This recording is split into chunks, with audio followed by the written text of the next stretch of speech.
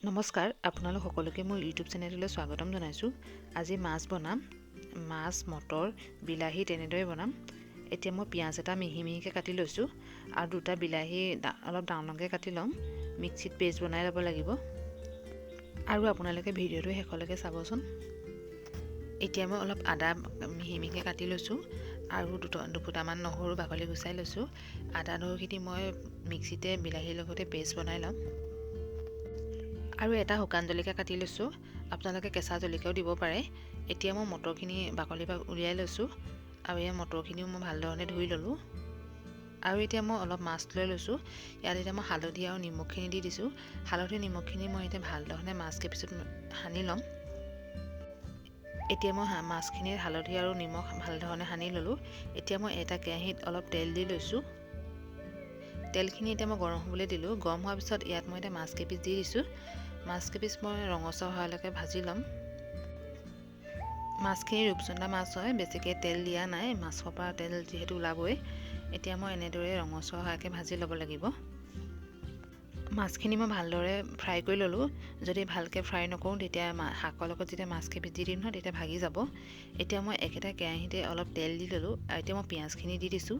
পিঁয়াজখিনি মই এতিয়া অলপ লৰাই দিছোঁ আৰু পিঁয়াজখিনি অলপ দেৰি মই ভাজি ল'ম। পিঁয়াজখিনি ভাজি লোৱাৰ পিছত ইয়াত মই এতিয়া আদা, নহৰু, বিলাহী পেষ্ট বনাই লৈছিলোঁ সেইখিনি দি দিছোঁ। সেইখিনি এতিয়া মই ভালধৰণে অলপ লৰাই দিছোঁ। বিলাহীখিনি অলপ দেৰি মই সিজিবলৈ দিছোঁ।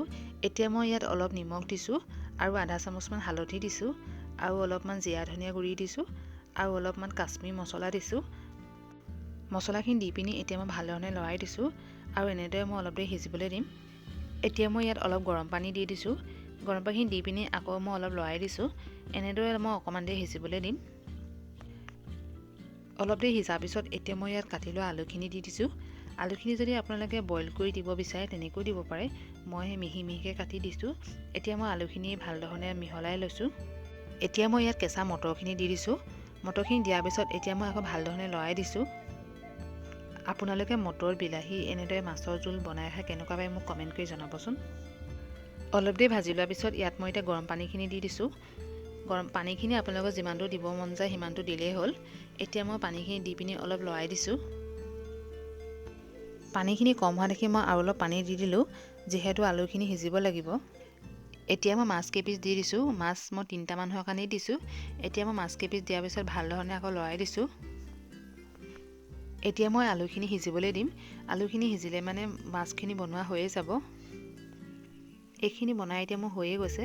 ইয়াত এতিয়া মই কেঁচা ধনিয়া দি দিছোঁ। ধনিয়াখিনি দি পিনি মই অলপ লৰাই দিছোঁ। ধনিয়াখিনি দিয়াৰ পিছত মই এতিয়া গেছটো বন্ধ কৰি দিম। এইখিনি এতিয়া মই বাতি এটাত উলিয়াই লৈছোঁ। ভিডিঅ'টো চাই যদি ভাল পালে লাইক এটা কৰি দিব আৰু চেনেলটো যদি নতুনকৈ আহিছে তেতিয়াহ'লে চেনেলটো ছাবস্ক্ৰাইব কৰি দিব আৰু ভিডিঅ'টো শেষলৈকে চোৱাৰ বাবে ধন্যবাদ।